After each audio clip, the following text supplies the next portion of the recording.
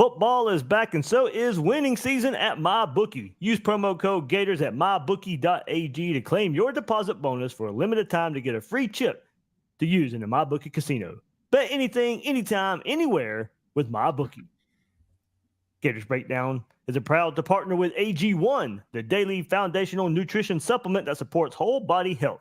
Try AG1 and get a free 1-year supply of vitamin D and 5 free AG1 travel packs with your first purchase. Go to drinkag1.com/Gators to try.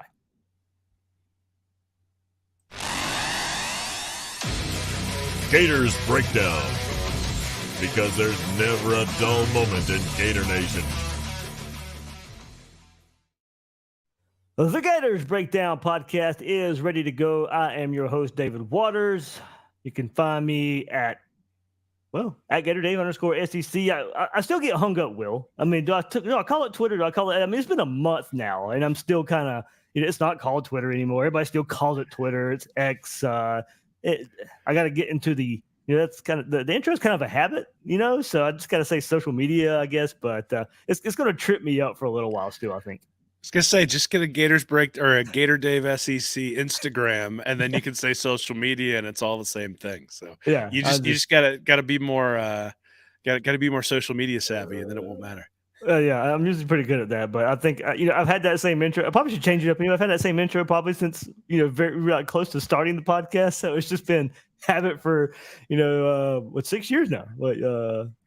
Wow, 7 years. I've lost count. 7 years. Wow. Okay. They're my 7th football season coming up covering these Gators. But time flies with Dan Mullen and Jim McElwain are your head coach. Oh, we have had some fun. Anyway, that's Will Miles, everybody. You can hear him at Will Miles SEC on social media and readreaction.com. Hey, we got a different kind of episode for you. The last scrimmage for fall camp was last Friday. I wrapped that up for you guys in the previous episode. So Will and I, we've been teasing it for a couple of weeks. He's been doing some opponent stuff at Read and Reaction. He and I have been talking back and forth trying to get this going out there. So it's not going to be very in-depth for each opponent. We're going to go to the 10 main opponents for Florida this episode. So we won't go too deep just so we can, not drag this on for 3 hours like we probably could do. I remember the one summer, Will, a couple years ago where we did team by team episodes, and I think we had to re-record Georgia because some technical malfunction on my time. So not only did we have to talk about Georgia once, we had to talk about them twice, and that wasn't not any good. But I think we can try to get it into a timely episode here. Yeah, man, you told me I had to limit to a paragraph. So when I stop after 30 seconds, everybody, that's a controlled burn on my side to make sure that I don't just keep talking, because otherwise I'd go.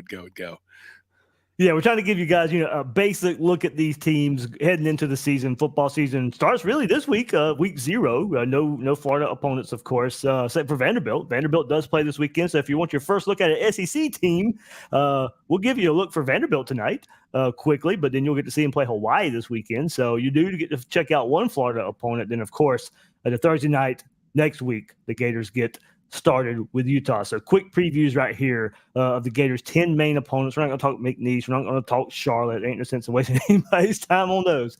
But we got you covered for the big out-of-conference games and the SEC opponents for the Gators. Unless, Will, you want to talk some McNeese and Charlotte. I was going to say, man, I was prepared for McNeese and Charlotte. I'm very disappointed to hear that we're not going to spend 45 minutes on each of them.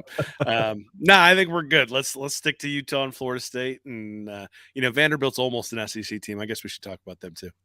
Well, they beat us last year, so I think we have to. I mean, it's we're stuck this time. They beat us last year, so yeah, exactly. I didn't want to bring that up. Of course, it happened. We're not gonna shy away from it, but that's what we what we have to do here. So, all right, everybody. Also, thanks so much for the launch of gatorsbreakdown.com. 2 new articles up there, and today, yesterday, going into Billy Napier talking about heated competition for playing time for these Gators, and he does address the injury concerns ahead of this coming season. So, gatorsbreakdown.com. You can go read those there right now. Gators Breakdown Plus, of course, you get your ad-free episodes of Gators Breakdown right there and access to that Discord server. That's the big plugs right there. And then, of course, Florida Victorious got some big events coming up the week of the Tennessee game, week of the Arkansas game. You guys can take part in those by joining Florida Victorious. Head to the website, get 20% off your first month by using promo code GatorsBD. Link is in the description. So, all right, Will, let's get started. Now, how I'm going to map these out, this will be our kind of guide here. I'm going to give, everybody knows this favorite part of the preview magazines for me are the opposing coaches' views that we get out there. So that'll be our roadmap, and then we'll kind of give some quick thoughts after we hear from those. But let's start with Utah, and let's go to the Athlon magazine. Certainly the toughest team in the conference, maybe the toughest in the nation physically. They want to dominate you every game. They challenge you. They believe they can whip anybody they play. They have great tight ends, great defensive guys that you can kind of lose track of, just really solid role players who develop really nicely. They recruit their state extremely well. Sometimes they're able to get mature guys coming off mission work to help locker room tone. Here we go, Will. This is a big one for Florida. This is also the toughest place to play in the league. I think it's a lot more difficult than Oregon. So the Gators are going to have to go to what this coach claims is the toughest place to play in the Pac-12. Look, they have not lost there since the COVID year of 2020. If you really want to count that, you got to go back to, I think it was 2018 or 2019 since Utah's lost a home game. So Gators got the work cut out for them there.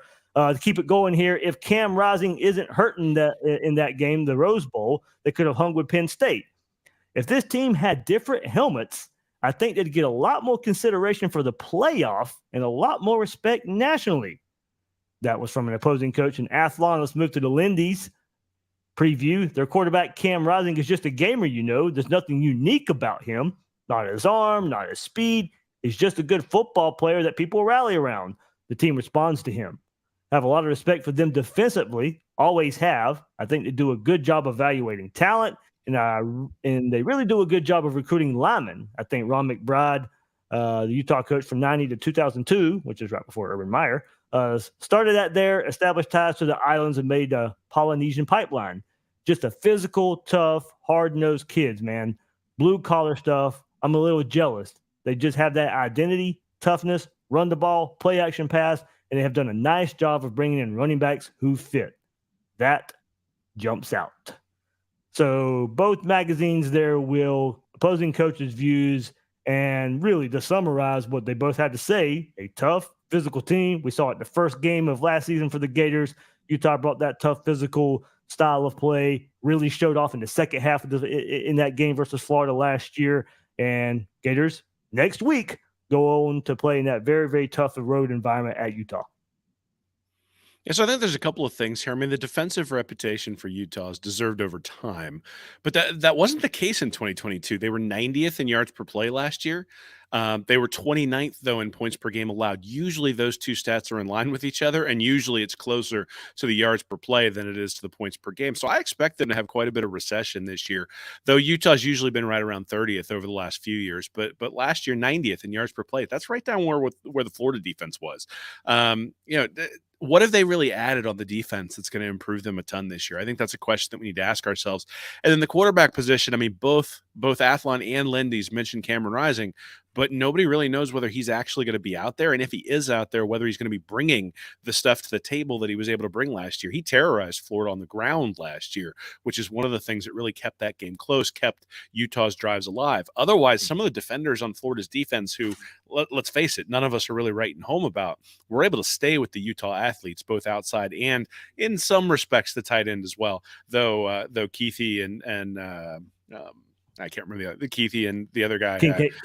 Kincaid. Yeah. We're able to get open from time to time, but it's not like they just terrorize Florida. So those are sort of the two things that I look at. I go, and Brandon Rose, the backup quarterback, or the guy who was going to start if Cam Rising couldn't start, he's injured as well. So now you're down to Bryson Barnes, who's somebody who just sort of did not do real well in the Rose Bowl last year and is coming out there. So there are some reasons to believe that Florida's going to be okay here. And I think both the defense being worse than it was originally, and then, we really don't know what we're going to get at the quarterback position sort of indicates that yeah, they're tough. Okay, that's great. But what happens when a couple of guys get hurt and you've got a tough team? Well, all of a sudden talent starts to take over. All right, and so keep it going. Key number Lindy's threw out there, Will, 104. The national rank of Utah's red zone defense last season, going to your defense right there, 104th in the nation in red zone defense. The Utes will be looking for substantial improvement after they allow 30 touchdowns on opponents' 43 trips. We'll go into your defense, kind kind of expanding that, they're banking on just a lot of experience. They bring a ton of that defense back, and really stout up front. So that's kind of, I think, what they're banking on is bringing a lot of those guys back, and hopefully those guys jumping up in production. 3 big questions: who replaces Dalton Kincaid as Utah's leading pass catcher? Of course, Brant Kuithe, his name comes to mind. Not great at receiver, so we'll see what happens there. When will Cam Rising be fully healthy? That, of course, is the big question we've all been talking about the last month or so with fall camp starting and him still being limited.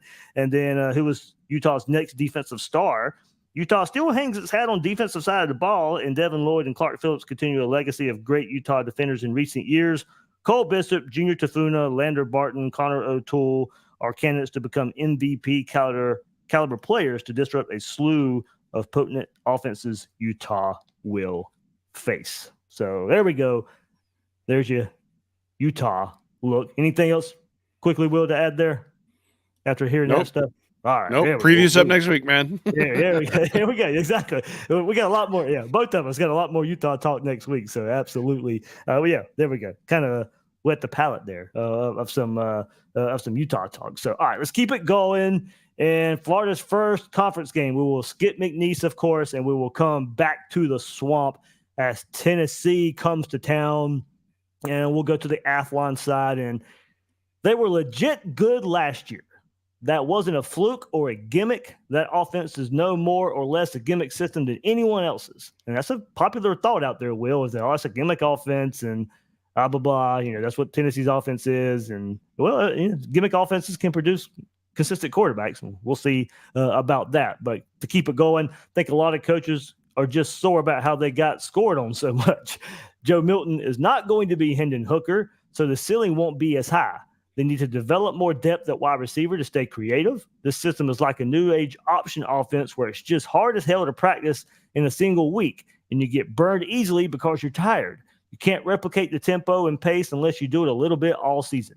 The defense still has leftover talent from former coach Jeremy Pruitt. They're just asked to play complementary ball and create a few stops. When they're up on you, Neyland is a nightmare to play in. The stadium is back the way it used to be. Well, before I move to Lindy's, there's a couple things I want to go in there. So Joe Milton's not going to be Hendon Hooker. I think we all kind of agree with that. I still think he can be good, but yeah, not Hendon Hooker good. Depth at wide receiver, of course, they did lose some playmakers last year. But to keep it going here, the system is like a new age option offense where it's just hard as hell to practice in a single week. Is that a benefit?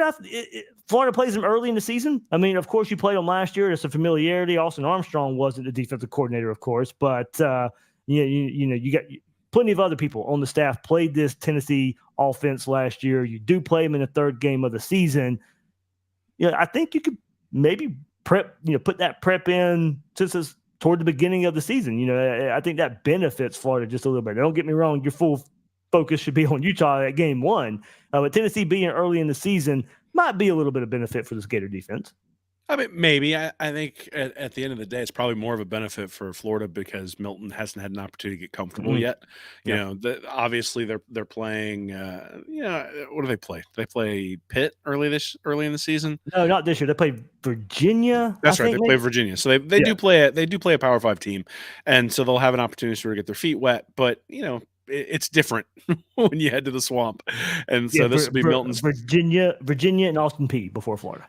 Yeah, so this will be Milton's first big road test, right? And look, quarterbacks are different on the road in the SEC. We know they are, especially in their first road start. So I think that's where the advantage comes from, probably less the actual scheme and more just that you get them early before Milton becomes a master of the scheme, because at some point he's going to know that scheme really, really well. He's going to be really, really comfortable in it. If he's already at that place, then it's going to be hard to slow him down. But, look, it is a little bit gimmicky. It is a little bit gimmick's the wrong word, but it is a little bit abnormal from what you see most of the time. But your defensive keys are your defensive keys. I don't know that you're going to change a whole lot. It's going to be, and especially the way Austin Armstrong plays, he's just going to be lining up guys cover zero and man-to-man on the outside anyway. So I'm not sure there's going to be a whole lot that changes. It's just going to be get out there, get aggressive, and you're going to give up some big plays, and Armstrong's used to that. Keep it going on Lindy's side. Tennessee had the second best team in the SEC last year since they beat Alabama, and they had better players than LSU. Tennessee probably had the second best team in the country if Hendon Hooker doesn't get hurt. Hold on. I got to pause there. They were not the second best team in the country. Hendon Hooker played in the game that lost to South Carolina. You cannot sit here and tell me they were the second best team in the country. Yes, he got hurt in that game, but they were already getting spanked by that time anyway. They were not the second best team. Losing to South Carolina. I'll go. Okay. Keep reading. I got thoughts on this, but keep reading. Okay. Hooker exceeded everybody's expectations. That was the diamond in the rough that Jeremy Pruitt got in January of 2021. Joe Milton's not the guy. They got to find somebody else. With Milton, it'll be hard to replicate offensively what they did last year. The defensive front seven was good last year. What I question most is the secondary. I don't think Tennessee has done a great job in signing portal guys to help the secondary. If they had, that could have made them an elite team last year. So some positive and negative there. More positive dating back to last year for Tennessee, but not a big fan of Hendon Hooker here in the Lindy's opposing preview. No, not a big fan of Joe Milton, but yeah, Milton. My bad. So likewise, so I wrote an article about Tennessee about a week ago, and the thing that really shocked me is they only have 4 players from their 2021 recruiting class that are still on their roster. And usually 3 years out from a recruiting class is when it really starts to pay off. So Alabama's 2020 class last year had Bryce Young and Will Anderson as the top 2 recruits in that class. Georgia's had Kaylee Ringo, Jalen Carter, Darnell Washington, Ladd McConkey, and Cedric Van Pran. So Heupel's depending on the transfer portal to paper over holes. And you've got these coaches saying they don't think they've done a great job signing portal guys, especially in the secondary. Well, what that really means is Milton doesn't have to be as good as Hooker. He has to be better. Otherwise, Tennessee's going to take a step back. And I think there are a lot of games you can look at. Like, you're really sort of hanging your hat on that Alabama win, which was a 1-score win, and a couple of home games that, look, they were great moments for Tennessee. And as an SEC fan, it's good to see them back. As a Florida fan, it sort of stinks. But, look, I think the narrative that Tennessee was like just a hair away from losing is blown apart by the fact that they lost by 60 to South Carolina. And so, we do need to take that into account. It's not just your entire body of work minus the worst one. This isn't that class where you get to drop your worst grade. Your worst grade counts. And that was a really bad F. And that says a lot about the team. And then I think there's a lot of change that's not for the better this year. Their depth is going to be awful. And, that's not necessarily Heupel's fault because he came in right there after Pruitt, like a week before National Signing Day. But at the same time, 4 players from the 2020 recruiting class are still on the roster, only 2 on the defensive side of the ball. They are missing a recruiting class, and they're missing one that's important. There's like no juniors on the team whatsoever. And, Phil Steele always has experience and talent, and sort of puts those together to predict where people are going to be. From an experience standpoint, there's a very senior heavy team and then all underclassmen. And so any sort of injuries, and you're going to lose a lot of experience. And I think you need to watch out for that if you're Tennessee. The potential problems for Tennessee: the defense ranked 126th in the nation in passing yards allowed per game last year, 289.5, and the Vols don't appear to have any all SEC caliber defensive backs. Need to identify more pass rushers after losing leading sacker a year ago, Byron Young. All right, let's keep it going right here. Let's go to the Kentucky Wildcats athlon on this side that says the change back at offensive coordinator to Liam Cohen is going to be a huge swing for them. Even with Will Levis leaving for the NFL, they're going to go back to a different SEC era. What you'd expect an Iowa guy like Mark Stoops to want to do. Find wrinkles and formations and new age stuff to run the ball and control the clock and help the defense. If quarterback transfer Devin Leary hits, they're going to be as good as they have been in recent years. No one talks about how good they are in the portal. This is not a portal roster. They want you in the system long term, but they sneak out and plug position needs really well. Like the kid from Virginia Tech, Tavion Robinson at wide receiver. And the year before, it was the guy from Nebraska, Rondell Robinson. That was 2 years ago. They're going to fight Tennessee and South Carolina for number 2 slot in the East again. Right there, Kentucky and Athlon's view there. Lindy's goes on to say Mark Stoops does a good job every year. That stat that he won 10 games twice in 4 years and the program had only 2 other 10-win seasons says what an exceptional job he has done at a school that is hard to win at. Kentucky has no in-state high school football to speak of.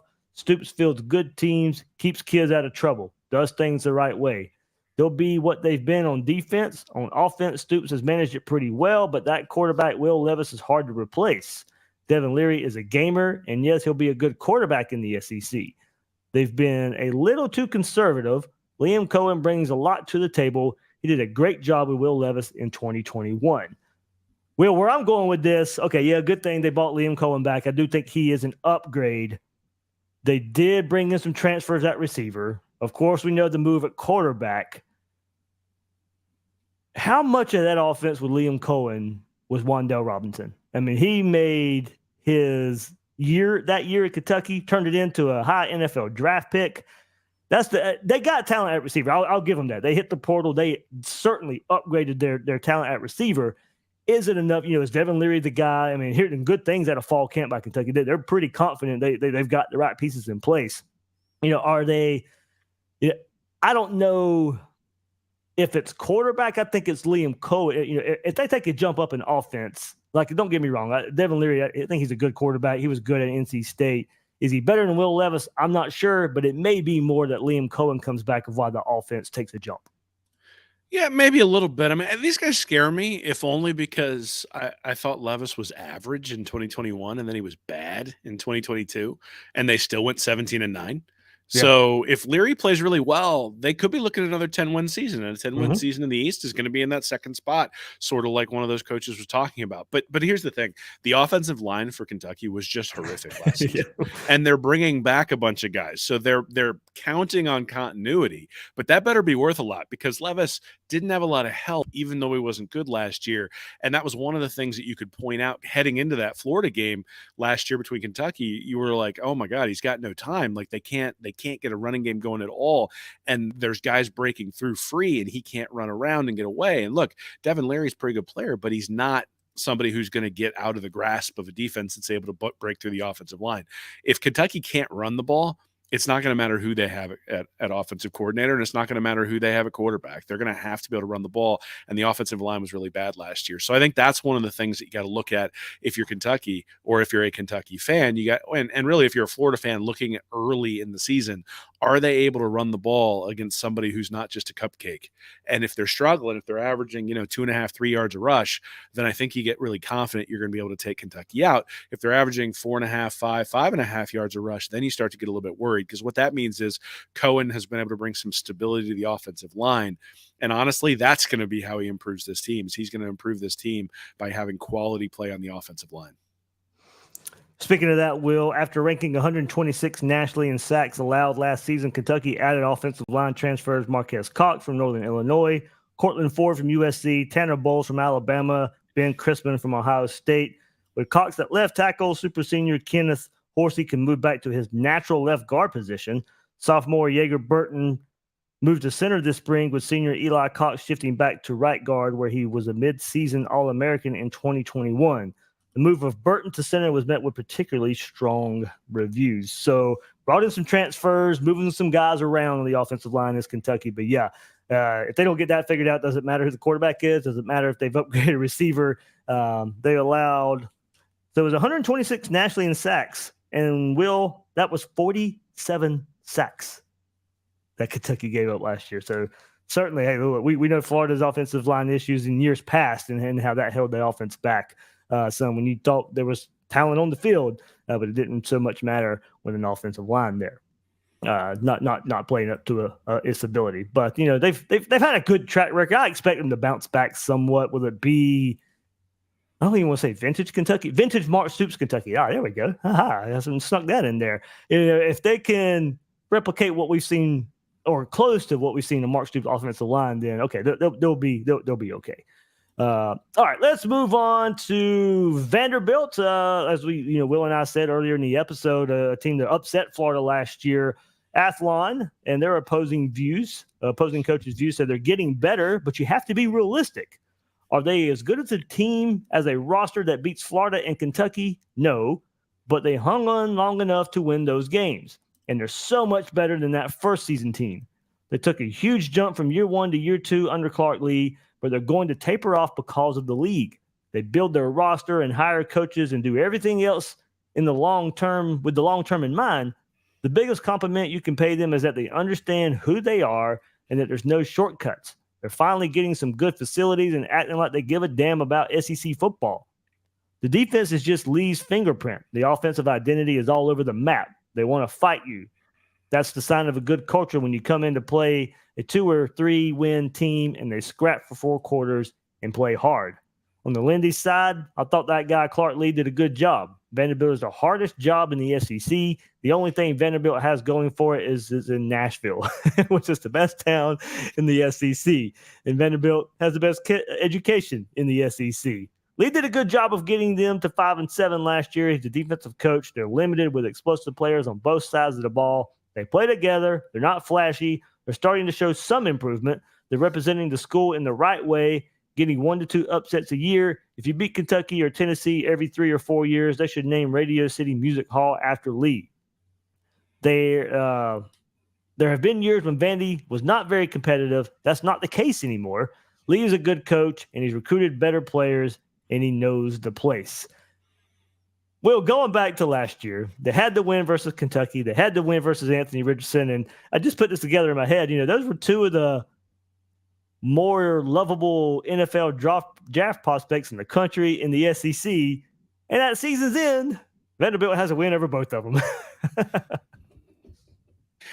Yeah, not exactly a banner season for those teams when you factor in who they were losing to. But so I love Lee and what he and Barton Simmons, there formerly from 24/7, are building at Vanderbilt. I love that they have a general manager and that the general manager is tuned into recruiting. They've definitely brought in better players.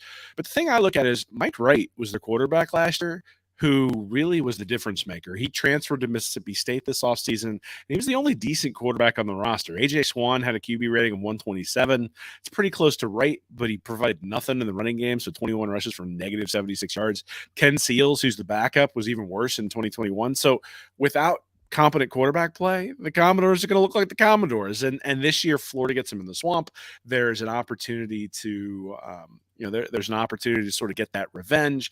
And I know Wright was a major factor in the game against Florida, but I'm pretty sure he was one of the guys who was chucking the ball all over the place in the Kentucky game too. So you talk about the upsets that Vanderbilt had last year, and the upsets were tied to a guy that they've allowed to transfer out. So Kentucky was 12 of 23 for 184 yards and ran for 126 yards in that game. And against Florida, he was 10 of 16 for 108 and 3 touchdowns, and then 8 rushes for 16 yards.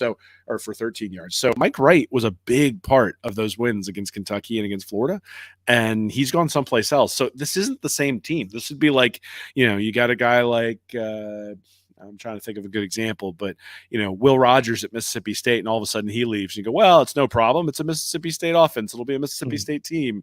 That sort of stuff. They've built up the talent around where Rogers was. Now we're bringing in this other guy, and I'm not a huge Will Rogers fan, but still, the guy is a solid quarterback who can win you a game or two from time to time, and that's sort of what Mike Wright was. And I don't think that Swan or Seals are in that class, and that's where I sort of look at it and say, I think they took a step back at the quarterback position. You can't afford to do that at Vanderbilt. Expanding that, Will, quarterback A.J. Swan, this is from Lindy's, quarterback A.J. Swan is considerably more talented than the average Vanderbilt quarterback. Blessed with a rocket arm and a confident demeanor, Swan's performance at Northern Illinois in his first career start, 255, 4 touchdowns, no picks, and a come-from-behind win was impressive. He missed time due to head injuries a year ago, but Vanderbilt has Ken Seals, who didn't play a snap last year, in reserve. I think we all remember Ken Seals' play. And Seals had a good spring and threw for 300 yards 3 times as a true freshman in 2020. Hold on. We've seen a lot of guys put up stats against Northern Illinois. Come on. Like that's like the other last year when Anthony Richardson put up like 400 yards against Eastern Washington and everybody got excited. Like, no thanks. Like I'm not jumping up and down for that sort of stuff.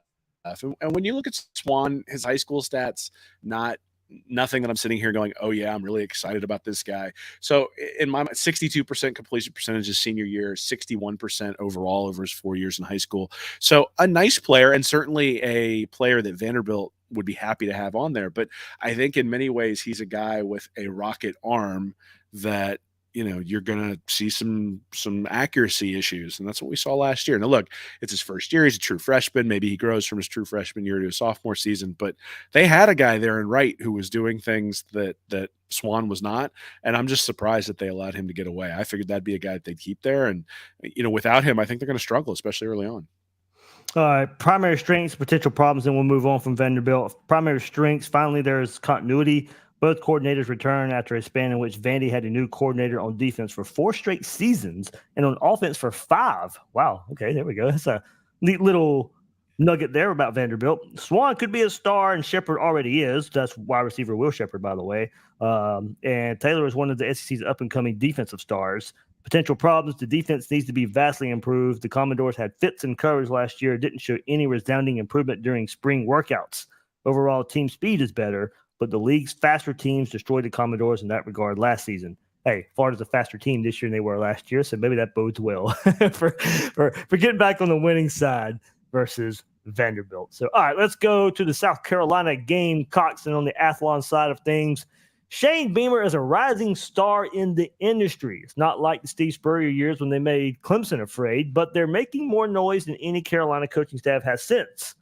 The Tigers started winning natties. Well, there's only been one. That was Will Muschamp before, so of course.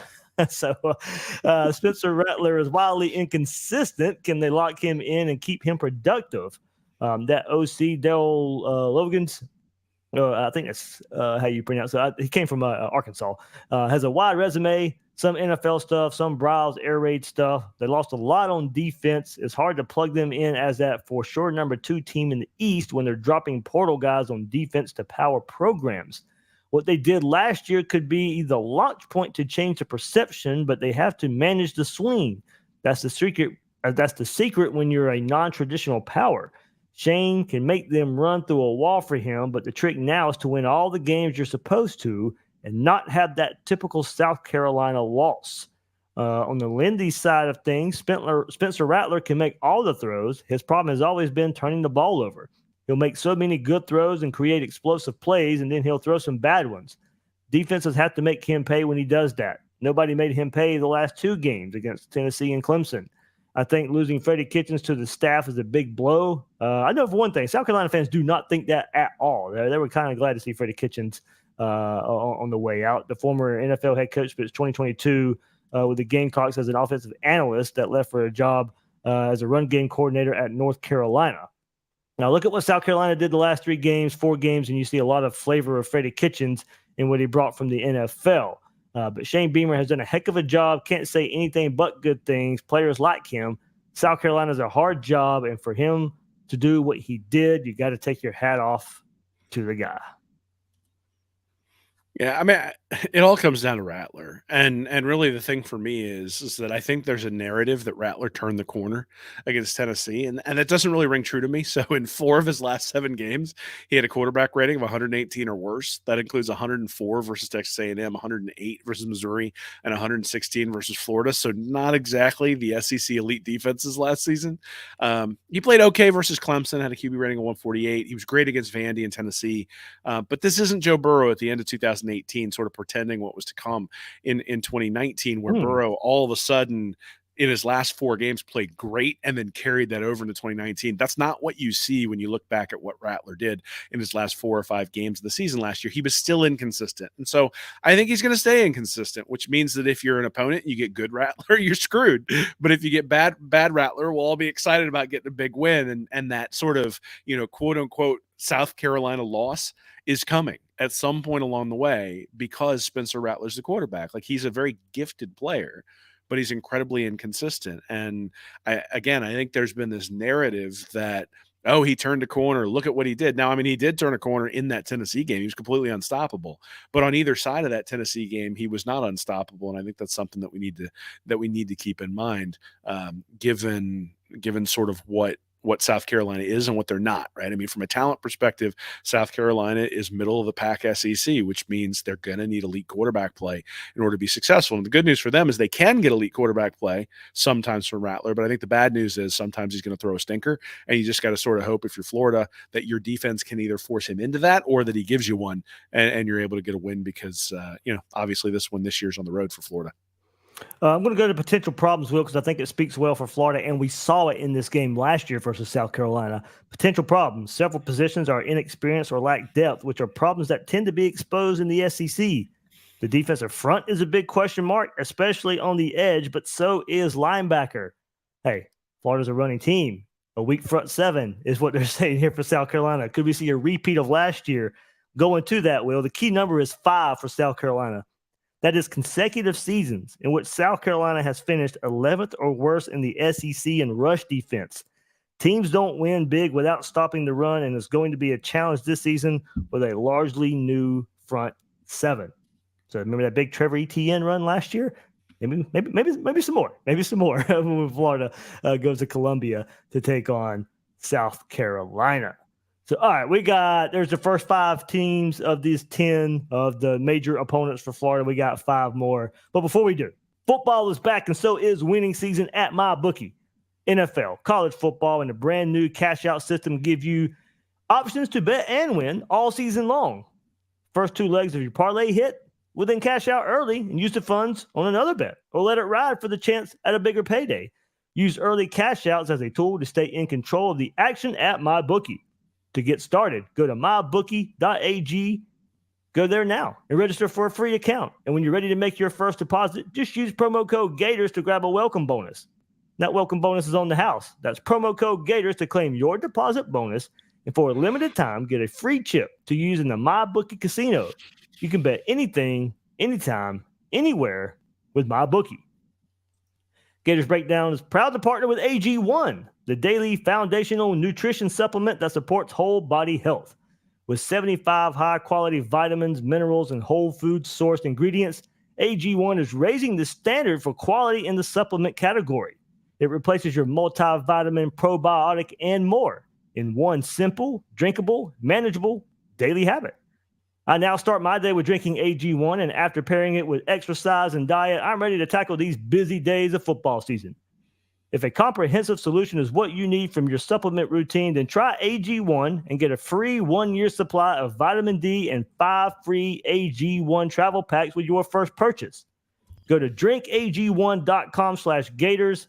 That's drinkag1.com/Gators. Go there and check it out. Oh, well, we have to do it. These Georgia Bulldogs. That's the next team up, of course, the 2-time defending national champions, the number 1 team in the land to start this season, looking for a 3-peat. And let's go to opposing thoughts on them. And, of course, it's mostly glowing. But that's what happens when you win back-to-back national champions. So they're the default pick for the college football playoff to start with, the national title game, and the conference. Absent quarterback, they have the most complete roster in the league and probably the entire country. So if you settle on a quarterback, let's say it's Carson Beck, which it is. Georgia officially announced it last week. Mike Bobo is going to do exactly the same thing as Todd Monken. Tell the kid he has to be just efficient enough to move the ball around and stay out of negative plays. He'll have the 2 best receivers in the SEC that just transferred in, plus Brock Bowers, like 5 starting running backs and an offensive line that's massive and NFL good. Defensively, they're a beast. Speaking of running backs there, they are going through some injury problems there this fall camp. So worth to keep an eye on, but that schedule's easy enough to where I think they can kind of manage their way through it until everybody gets healthy. Keep it going. It doesn't matter what they lose. They're Kirby Smart's Alabama's defense, or Nick Saban's, I guess, where they just reload with NFL caliber guys. They're just simply the best and most effective defense in the nation. They're losing Kaylee Ringo and Christopher Smith in the back. They're still going to be the best secondary in the SEC. Going on to Lindy's. Now, this is, okay, a little critique, I guess, or a little more negative on Georgia. I think Georgia will miss Stetson Bennett, his leadership. The guy was so confident, and the kids believed in him. He's one of the greatest stories in college football, going from walk-on to junior college, back to Georgia, and being told you're not worth a dang. Anytime you got a quarterback, he gets in trouble, players will say, you don't do it like Stetson. But the defense is so good, they can overcome a lot of stuff. The defense will be as good or better than it was last year. Georgia's talent is unbelievable. It's phenomenal. It's off the charts. They've got some dudes. They got the best tight end, Brock Bowers, in the country. And in my opinion, the best tight end that played college football in the last 30 years. Well, that won't make some Gator fans happy with Kyle Pitts just on the sideline and playing for the Gators just a couple of years ago. But, hey, look, kind of different guys when you look at that. But, hey, no shade at Brock Bowers. The kid's really, really good. I mean, Will, yeah, like we said, you'll talk to opposing coaches. Look, you talk to anybody in college football right now. I mean, that's just what you're going to get from Georgia right now. When you win 2 titles in a row, look, if we switch places, it was Florida winning 2 titles in a row. you're not going to find much to get negative about. I mean, it'd be nice if they played somebody. I mean, that'd be nice if we got to actually see them like play a team that had equal level talent, but they aren't going to do that this year. That is the storyline for me. Maybe that hurts them when they get to Atlanta. I actually think the real hope for most of the SEC is that what happened in Gainesville in 2009 and 2010 is what's happening in Athens, right? I mean, we were all certain that John Brantley was going to be great, and then he wasn't. And we were all certain that Urban Meyer winning and the top 2 recruiting classes were going to continue in perpetuity, and then they didn't. And I'm sure in this Swamp Kings documentary that's coming out this week, there were signs that the program wasn't healthy and that the winning and the recruiting successes made easy to ignore. And we've seen some signs this offseason in Athens, and obviously some very tragic circumstances. But, it reminds me more of those Gator teams maybe than it does of an Alabama. Like, that sort of stuff doesn't seem to happen there in Tuscaloosa. It's interesting. I went back and I found a couple of quotes for Florida's 2010 preview. So Robbie Andrew from the Gainesville Sun goes, "What may set this offense apart is the offensive line. This front has a chance to be the best in the nation and one of the best in school history." And then Chris Lowe for ESPN said, "Florida coach Urban Meyer is calling this the year of accountability and development. This much is for sure. He's got some serious talent to develop. The Gators might be young and inexperienced in spots, but they're not lacking for talent." And then Sporting News Yearbook said, "Brantley, a redshirt junior, has a quarterback pedigree and a prototypical arm, but only poise will get his Gators out of Knoxville or Tuscaloosa with a win in 2010. That team went 8-5. Yeah. So, I mean, the idea was, and even Athlon talked about, that there's no shortage of athletes. He's put together top recruiting class after top recruiting class, that 9-4 was the floor for that team because they might revert back to 2007 form because they had a bunch of young guys in there. And all of a sudden you're 8-5 and the whole thing falls apart. And I think, look, this stuff goes quick and you don't see it until you see it. And so we've gotten used to what goes on in Tuscaloosa and that somebody comes in and just recruits and wins. And Saban has been able to create a culture there that I think is difficult to maintain. And, we've even seen it with Clemson recently. They've taken a step back. Now, they don't have quite the same recruiting apparatus that Georgia or Alabama does, but we've seen it at Clemson where they haven't been able to get the quarterback right. And all of a sudden you've got Yui Agalele in there and he's just not able to move the ball down the field in the same way. And even though Clemson's defense has been very good, they get picked off from time to time because they don't have that quarterback who's able to move the ball down the field. So I don't think that Georgia is invincible. I think Carson Beck is going to have to prove that he can drive down the field in a game like that game against Missouri last year where Stetson Bennett was the difference. And, 2 years ago in the national championship game, Stetson Bennett was the difference. And the game against Ohio State last year, I mean, Stetson Bennett wasn't the difference, but, that was a nail biter. So they've had nail biters along the way. The question is going to be, do they have players who are going to be able to pull those things out? And yes, you just replace those guys with talented guys, and so you don't see some giant drop off. But the idea that there's going to be no drop off, I think, is probably short sighted given what we've seen historically with college football. Well, you're right, and we have to go to the schedule just because I think that's part of it. Even if they had the issues that you bring up, and maybe they took a step back, would we notice a step back because of the schedule? I mean, that's not their fault. They had Oklahoma scheduled this year, and the SEC made them blow that up because of that. I mean, look, that just happened. They had to replace that, of course, to the start of the season. And look, part of the reason the schedule looks so bad is because Georgia's so good. That's just, that's part of the combination as well. But UT Martin, and look, first 4 games are at home. UT Martin, Ball State, South Carolina, UAB. Maybe Trent Dilfer has something for him. He doesn't, but it's I was gonna say, was the Citadel not around? What's going on? They should have played like Holy Cross or something. That might have given them a battle. But then, okay, they're first Auburn and Kentucky back to back. If Auburn takes a step up with Hugh Freeze, and then Kentucky lives up to what we just went back to and looked at just a second ago. I mean, there's their first test. 2 tougher back-to-back games. Then at Vandy, bye week, of course. You got Florida, and then at Missouri. It's the Missouri at home, because that's right. They played very close at Missouri last year. So Florida, Missouri back-to-back. Ole Miss after that. Ole Miss and Tennessee back-to-back. That might be the trickiest part of their schedule if we want to look at back-to-back games. Like I said, Auburn, Kentucky, kind of tricky, but not as tricky as Ole Miss and Tennessee. If Lane Kiffin has that offense humming like we've seen it before and recently, if Tennessee's humming kind of like they were last year, I don't know if it matters because Georgia just made that Tennessee offense last year look pedestrian. But those two games back to back could offer some resistance to Georgia, but very, very friendly schedule for a very, very good team. Dude, if Georgia doesn't mow through this schedule undefeated, Kirby needs to be fired. Yes, fire Kirby Smart right now. Yes. I'll co-sign. All right. That's that would benefit us very, very well. All right, let's keep it going. And hey, besides Kentucky, Arkansas might be one of the most trickiest teams in the SEC to kind of figure out. And let's go to what Athlon has to say. This is the season where you can really judge the Sam Pittman era honestly. Chad Morris was an absolute fraud as a head coach, but he did recruit Texas pretty well, at least enough for these guys to develop some of them. Now you're going to see what the roster represents under this staff specifically. Are there cultural issues? They lost coordinators, the tight end coach who was an alum, and the tight end coach, I believe that's the offensive coordinator at South Carolina now, if I'm not mistaken, and the strength and conditioning coach who was really popular.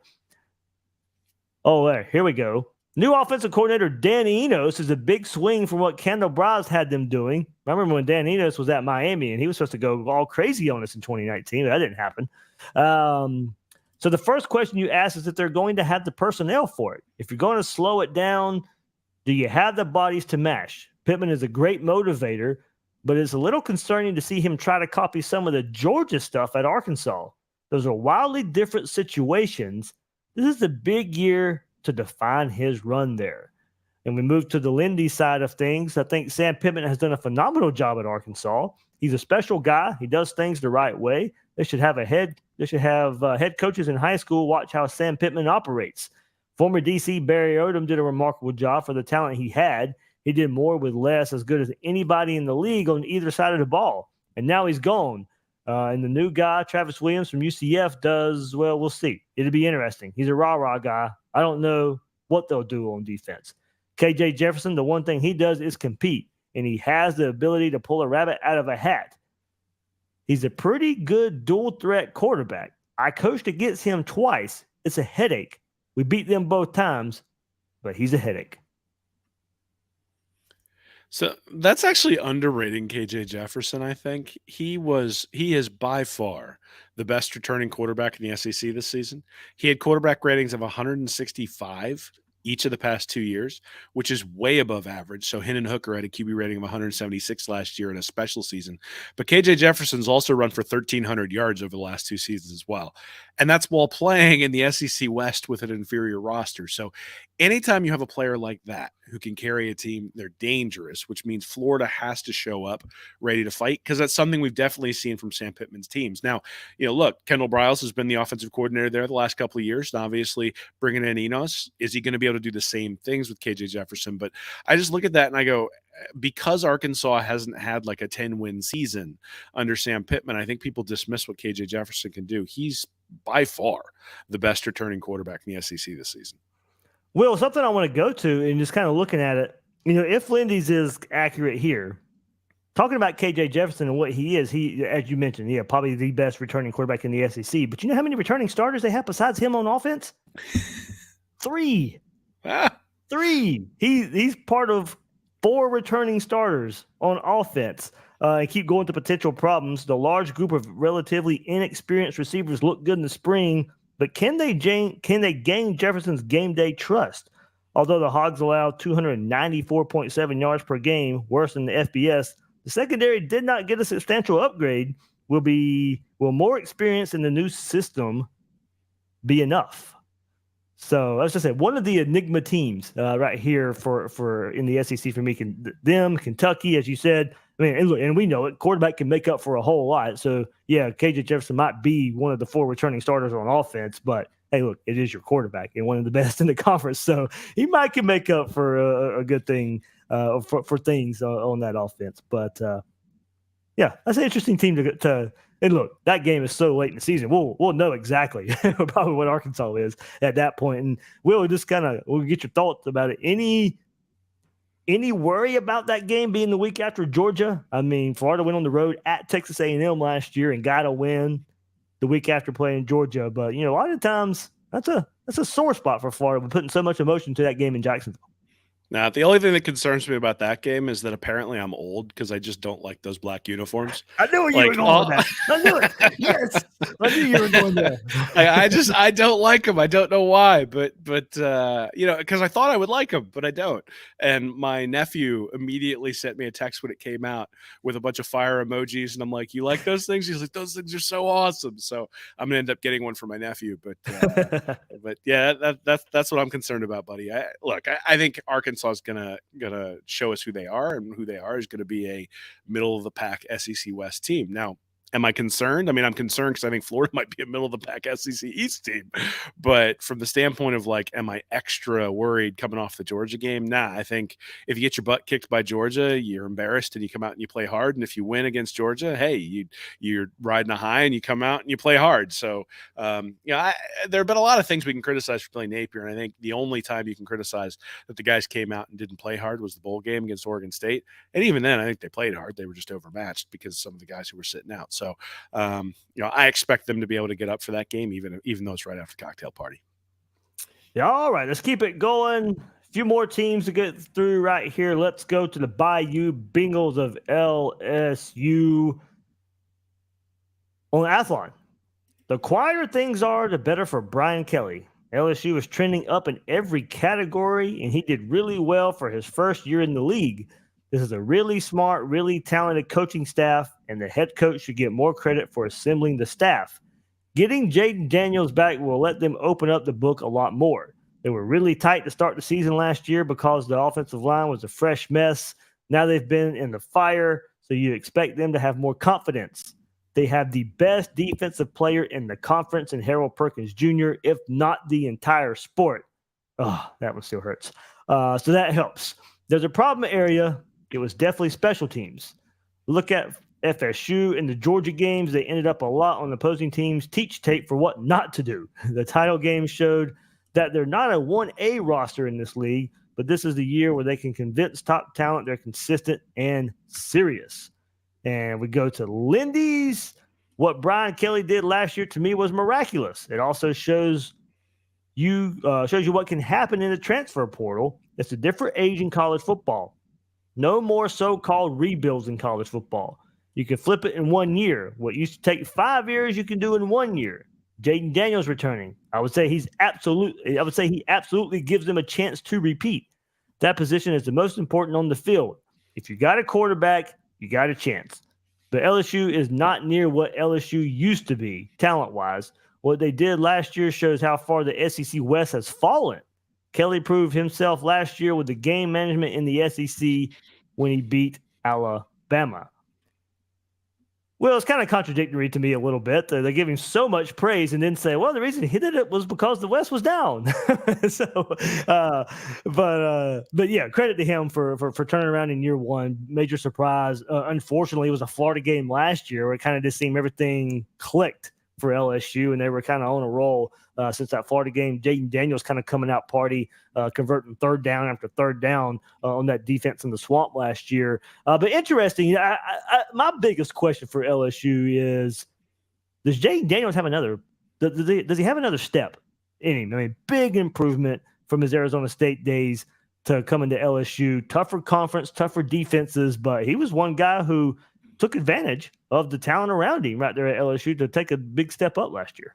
Yeah, so first off, Florida's defense did a lot to make quarterbacks feel comfortable last year. So, giving Jaden Daniels confidence is maybe one of the things that we could credit to that Florida defense. Look, LSU lost to an FSU team that I think was decent but not great. They also got completely run over. I mean, literally, Achane had 38 rushes for 215 yards by a bad A&M team. So, are we impressed by the 13-10 win over Arkansas? That was like 3/4 of the way through the season. The 21-17 win over Auburn. They got blown out by Tennessee and Georgia, which means we're giving them a lot of mileage for beating Alabama. And in that game, they were outgained by 100 yards, and Bryce Young played like crap and had a red zone interception. So, look, Kelly did a good job in his first year. But to think he has this team as an upper echelon SEC team, I mean, some people are picking them to win the West, and some people are picking them to win the SEC. I think that's a bridge too far. In fact, I think that's way too far. And I think we sit there and we look and people go, oh, well, Brian Kelly and Billy Napier come in at the same time. And look, Kelly goes 10-4 and Napier goes 6-7. That must say something about Kelly. Maybe it does. But you also got to realize that LSU went 10-3 in 2018 and then won the national championship and went 15-0 in 2019.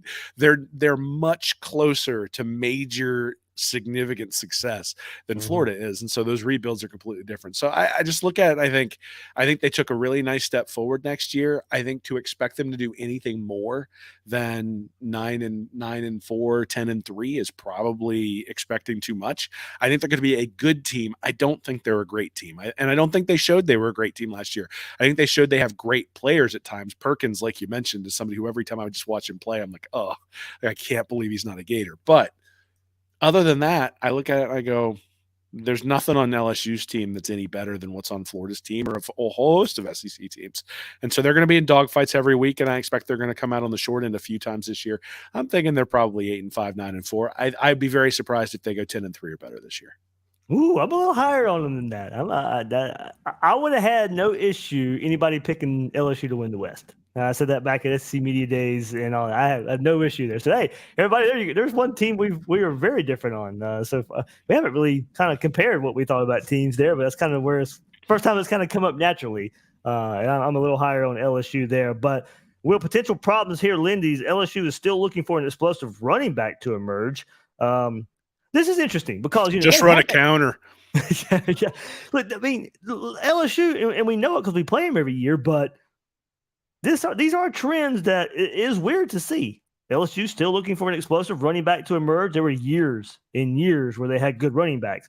Also, long known for prowess in the secondary, the Tigers are thinner there than usual. They struggled there last year. They hit the transfer portal hard, and they're still going through fall camp. From everything I can gather, they still don't have great confidence in the transfers they brought in on the back end of that defense. So still a big question mark there. And, of course, they brought up special teams need to be improving as well. So this is something I think we really need to be watching this year. Nick Knudsen in our preseason magazine went back and looked at every guy who has either transferred out of or transferred into Florida over like the past 6 or 7 years. And there are a few hits, and he sort of ranked them like 5-star, 4-star, 3-star performance. There are a couple of hits, but the message is that the portal is not a place to go to build your roster. It's a place for when you need like one hole that needs to be papered over. And I think that's actually something that's going to be a story for college football over the next 3 or 4 years. Has that fundamentally changed, or is that still the case? And I'm leaning more towards it's probably still the case. And what that means is that coaches who build through that portal are going to be sort of giving their fan base fool's gold. I think they'll paper over the holes enough to where they don't see a giant drop off, but I'm not sure they'll paper them over enough to be able to really win big. And so I'm really curious to see, because Brian Kelly has certainly used the transfer portal in a way that some other coaches have not, including Billy Napier. And so I'm curious to see how that works. And 3 or 4 years from now, we may be talking about the youth movement at Florida that's built into a team that's now a powerhouse. And look at what LSU is doing. They're still raiding the transfer portal to try to bring people in. I think the secondary that you mentioned is sort of the thing that makes me think about that there specifically. Yeah. So interesting team. So there's one set of Tigers, and we'll go to another set of Tigers. These in Columbia, Missouri. Athlon side of things for the Missouri Tigers. Can they be as good defensively as they were last year? Because they really need that to carry them this season. They have most of those major pieces coming back, so they're going to lean on that side to keep them in games, which is what happened last year. And they lose enough on that line where they're going to take some bumps early. Look at the Georgia game last season and how they hung in. That was all the defense. Eli Drinkwitz has a 5-star kid from St. Louis, Luther Burden III, and nothing close to that caliber around him on offense. They've got to identify playmakers and get it going if the staff is going to make it. They don't seem to have a conference caliber quarterback. Betting on Jake Garcia to figure it out after that run at Miami is risky. They fell into an above-average defense and have never put it all together on offense under Eli. This is the year where they could really be exposed. They're from Athlon. That was their thoughts. Let's go to Lindy's. Missouri's program is hot and cold. 1 week they're ice cream, and the next week they're milk. They're just up and down. They've never really, in the last decade, done what they did under Gary Pinkel. And that's when the East Division in back-to-back years in 07 and 08. Under Pinkel, they were solid on let's see, in 07 and 08, they weren't even in the SEC. So that somebody messed up there. They certainly didn't win it in 08. No. That's after they joined the SEC, of course. What was that? 13 and 14? Yeah, those were were they right before Florida? Yeah. So, all right, we caught a little error there in the Lindy's magazine.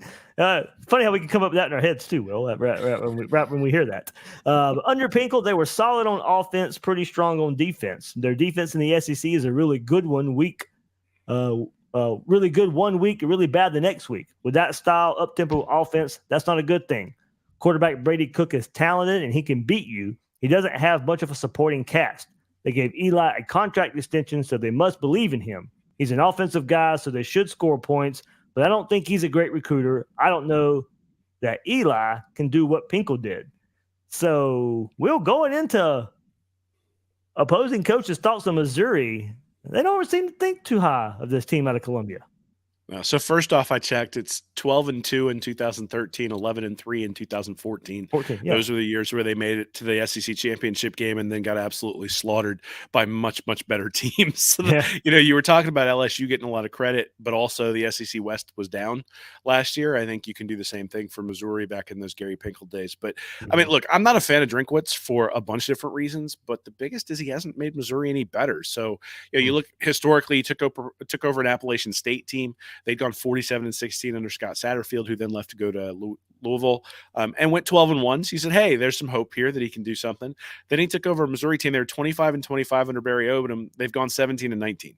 So what's his signature win? Is it the one where he's popping the Diet Coke after he beat Mullen the year after Mullen dressed up like Darth Vader? He got Mullen fired. He got Mullen fired that game. Is it and who's his breakout star? Like Luther Burden was pretty good last year, obviously a true freshman, but he's going to have to be a real breakout star.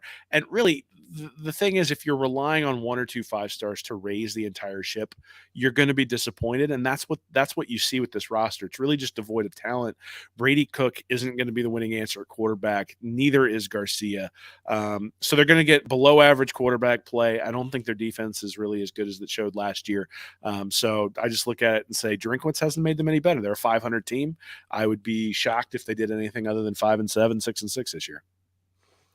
Well, I don't know if you realize this, or much Gator Nation realize this, but Tyron Hopper is still on that defense after transferring there last year. So the leader of what people think are a pretty good defense from Missouri. But yeah, questions at quarterback that I think still, or how much can they elevate and get better? I know they're kind of picked to be a sneaky team this year. You go around SEC Media Days, and that was one team that was being picked to be kind of sneaky this year. But opposing coaches, they don't really see it here. So maybe the coaches are right here on Missouri in a close, hard-fought game last year for Billy Napier and the Gators getting that win over Missouri in the Swamp. But, Will, that is a late-season trip after LSU and in between Florida State. So it's going to be the 11 a.m. start, isn't it? I mean, in the season, at LSU, at Missouri, and hosting bitter rival Florida State. And let's go to the opposing coach's thoughts there. Athlon, one more time. This program is really, really talented. As a roster, they might be at their best since Jimbo Fisher's title. You always get asked. They are. But I listened to Josh Pate a good bit, and he's a big blue chip ratio guy. They're not anywhere close to a blue chip ratio national title team. So we'll see. But yeah, I mean, as far as since Jimbo going through Willie Taggart going here, yeah, I mean, they probably are. Taggart had some really talented teams that he just drove into the ground. Well, yeah, the first couple of years were terrible, but I mean, they were no good, but that wasn't because they didn't have talented players. Very true. Very true. You always get asked, are they back? No, you're good. You always get asked, are they back? Yeah, they might be. They're not one of those top 6 or so teams nationally, but they can win this league. That would be a huge step for them. They've upgraded at every position at the 1s and 2s compared to when Mike Norvell got there. There's a pro mentality at that place. You have to take an NFL approach to balancing discipline with motivation. He's put the right kind of discipline back in the program, and schematically, they're sound on both sides. They've inched that along as they've been able to get the talent in place. This could be a breakout season if they're as improved as we think on both lines. This could be the first year in forever where FSU just looks like they have FSU quality O-line. You get the idea. The clouds have parted on all the recruiting problems. That's from Athlon. Let's go to Lindy's one more time. Some of us remember the FSU good old days, getting nostalgic. It's hard to imagine that the Seminoles went 5 seasons without seeing double-digit victories. Shouldn't be that hard in the ACC. They pegged the right man for the job in Mike Norvell to get the program right. With the ACC wide open, it wouldn't be surprising to see quarterback Jordan Travis in the Heisman race. He doesn't make many mistakes. He has a hot shot, big play wide out to play pitch and catch with, too, in Johnny Wilson. There were a lot of folks shocked to see Jared Verse return for another year. Me too. I figured him to be a first-round bound player. If he suffers an injury, he will have cost himself millions of dollars. If FSU can beat LSU and ace the test against Clemson, why wouldn't they just run the table? Because they're worse than LSU and Clemson. I actually think they're on par talent-wise, maybe, with Florida and Miami. Their offensive line was bad last season, or at least it was feast or famine. So they wound up ranked, I think it was 70th overall in tackles for loss allowed, which, it really showed up in the Florida game, actually, where Florida was getting in the backfield a lot in that game. They played a ton of close games last year. So they had 6 one-score games. They went 4-2. Jordan Travis covered up a lot of the mistakes, both for the offensive line and when it got close. But look, Florida fans should be familiar with this. We saw Jim McElwain and Dan Mullen do well in their first 2 seasons in one-score games. McElwain went 7-1, Mullen went 6-1, and then the bottom fell out for both of those guys. I'm not saying that's going to happen here, but Florida State didn't go 10-3 by blowing everybody out, right? They were on a razor's edge of being a mediocre 8-5 or 7-6 football team. And that's why they only beat Florida by a touchdown with Travis going nuts, right? And so this year the game's barely beat Oklahoma in the bowl game too. And that was a bad Oklahoma team. Right. So this year, the game's in Tallahassee, or the game is, you'd expect Florida's defense to have much more of a clue by the time the 12th game comes around. The game isn't in Tallahassee. And I've got an article actually coming out on this. I've been doing this toss-up series. In Florida State, I've got as a toss-up because when they played an opponent who had an FPI last year that was better than 39th, it was a one-score game. If it was worse than 39th, it was either a loss. Actually, no, so they lost to Wake Forest, who was ranked 32nd, and then everybody else was 47th or worse that they beat in non-one-score games, right? So they won 4 of their one-score games. So in those games where the talent and sort of the ability and the team quality was close to Florida State's, they played close games. But I think that's what you're going to see again this year, is you're going to see a lot of close games. And the other thing is that if their offensive line struggles at all and Jordan Travis gets injured, or Jordan Travis sprains an ankle or gets hindered at all, that takes a huge part of what he does away. And this is always the concern that you have with a running quarterback, and who's behind him, I think, is one of the things you got to really be looking at and saying, look, you're going to need to get a game or two probably out of the backup quarterback this year.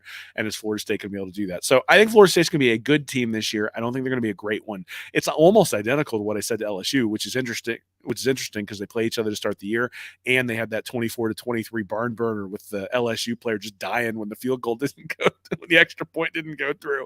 I think that's where they're at. And I think, you're high on LSU, so maybe you're a little bit higher on Florida State than I am. They're an average team. And, average in college football is like 8-4. And, do they get a little bit lucky and go 9-3? Do they get a little bit unlucky and go 7-5? I think that's sort of where you're sitting. I would be shocked if they end up in the top 10 by the end of the year. I think they're 10-2, 9-3. Do they lose to Clemson, LSU, Florida? That's where I kind of hope it goes. If they go 9-3, I hope that's the way it happens. I don't see them any worse than 9-3. I do agree with you. I don't think they were quite as good as what they seemed to be last year as far as that record goes. Too many close games and all that. But I do think the way they rated the transfer portal, they are not the same team they were last year. So I do think playing in the ACC, I think that separates them a little bit in those close games. And I still think they're behind Clemson. I don't see them on that Clemson level yet, just because of high school recruiting.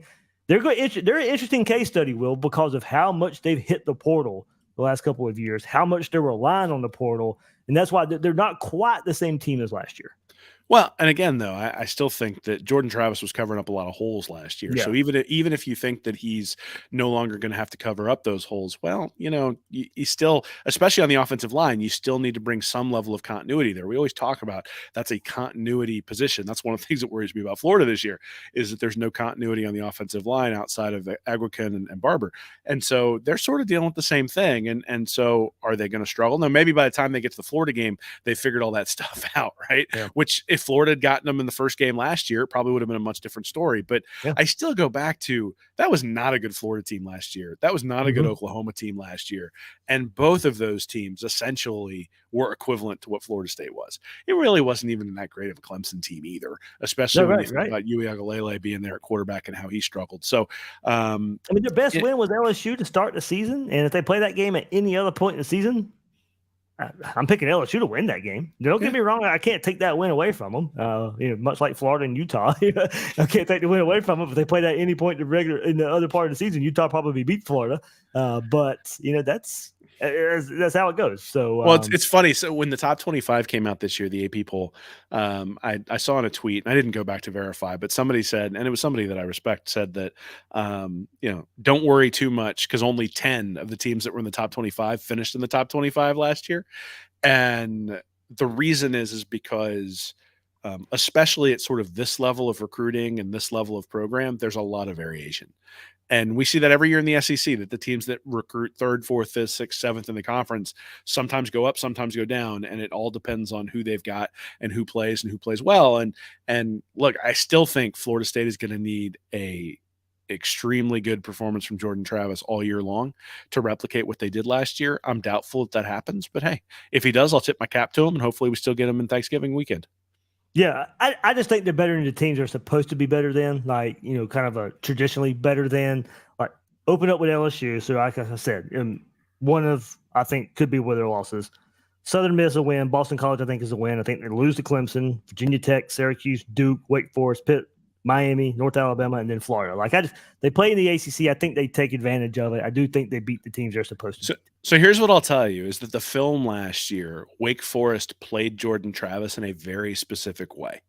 That they dared Florida State. They dared Florida State to run the ball, and they played zone behind it, and Travis was awful. And I got so upset at Florida during the Florida State game because they were blitzing with single high safety the entire friggin' game.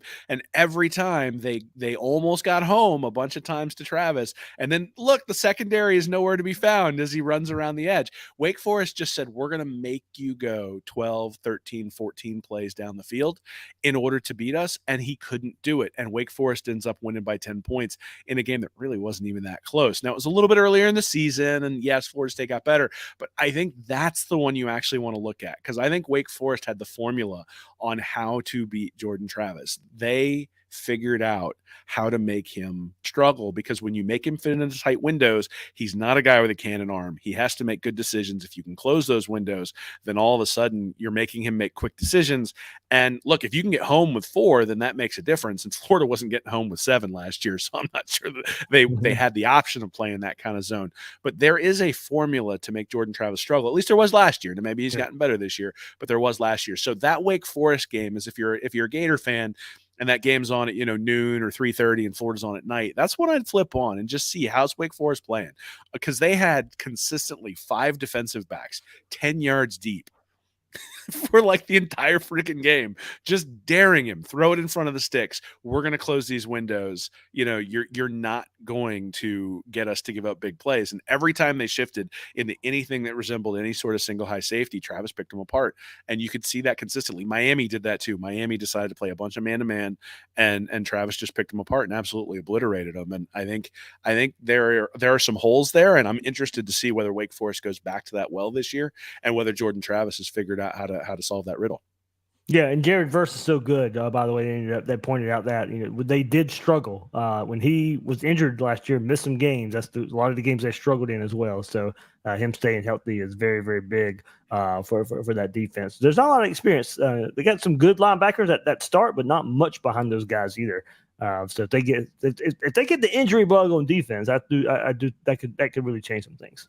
Yeah, the other fun one is they're playing Southern Miss in the second game, and obviously, that's Austin Armstrong's old stomping ground. Yeah. So I haven't spent any time to figure out whether they've actually changed schemes since Yeah. Armstrong left, but we'll have to go and look at that because it'd be interesting if they're keeping Armstrong's scheme when they're at Southern Miss. Then how does Florida State do once that comes in? Because that will be that'll be a lesson in aggression, and Wake Forest will be a lesson in passivity, and we'll sort of see which one plays better when they play Florida State. Yeah, they did have one SEC transfer, Jaheim Bell, tight end at South Carolina, transferred to Florida State as well. So a name some of us familiar with now is in Tallahassee instead of Columbia. So we'll see where he's at late in the season when Seminoles come to Gainesville for the game. But timely manner. We got all 10 major opponents for Florida in here in just over an hour. So hey, that was a lot of fun. I think we gave a little good primer. I think for Florida's opponents, and hey. Like I said, Vanderbilt this week, Utah. You get to watch Vanderbilt this week, but then Florida, Utah next week. So a little good preview right here. Oh man, it's coming up. I can't wait. Like it's time to get going. Yeah, I know. I'm so ready for it. So ready for it. I will be watching Vanderbilt in Hawaii. I will. So sorry, wifey. It starts this weekend. All right. Well, what do you think? It's who would be the next opponent? Are you coming up with on Reading Reaction? Are you doing? So I got to toss up. I got to toss up where I'm going into Florida State in a little bit more detail. You can look at some of those offensive line stats that I have from last year. That's going to be going up there tonight. And then the other thing is that we just released another 10 pages, sort of as a supplementary to the preseason magazine. And so if you go over there to readingreaction.com/mag, that's /MAG, you can pick up a digital copy of the preseason magazine, and then that additional 10 pages will come with it as well. If you already ordered one, you should already have it in your email box. So check your junk mail if for some reason it hasn't come through. But we just had a little bit of fun. We spent a little bit of time looking at the did a film breakdown of Armstrong's defense when he was there at Southern Miss, and looked at freshman wide receivers and how often those guys have panned out over the last 5 or 6 years, given sort of where Mizell and Gene and Wilson's recruiting rankings are. How often do those guys pan out, and what does pan out really mean? Because for true freshman wide receivers, it really isn't. It's not going to be 80 receptions. So what should our expectations be heading into the season? All right, there we go. Readingreaction.com there for Will. And Chris Orley points out as well, Notre Dame and Navy this Saturday. I believe that game is in Ireland to kick the season off. So, and also funny, USC, the number 6 team in the country, is kicking off this weekend as well. You can find that or not find that on the Pac-12 network. So, the Pac-4 network is raking in the dollars over there. All right, that'll do it for this episode of Gators Breakdown. I hope you guys enjoyed it, giving you a preview right here of the major opponents for the Gators this year. 10 of them right here on this episode. So for Will Miles, his site, readingreaction.com. I am David Waters, host of Gators Breakdown. Find me on Twitter at GatorDave_SEC. Guys and girls out there, thank you for joining us on this episode of Gators Breakdown.